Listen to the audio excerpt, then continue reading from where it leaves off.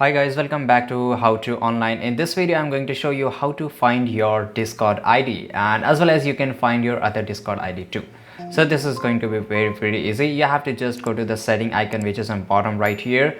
So click on the user setting and you have to scroll a little bit down and you can see the advanced option, right, which is an app setting option, the last option in advanced. Click on the advanced option and here you have to make sure that you turn on the developer mode on. Okay, so make sure to turn on this developer mode on, and I will just close this. And if I want to find any of my friends or anybody Discord ID, I can just do one thing, right? I will just open this ID and click on the here his username and just click on the three dots, right? And after that you can copy their user ID, right? So this is pretty easy.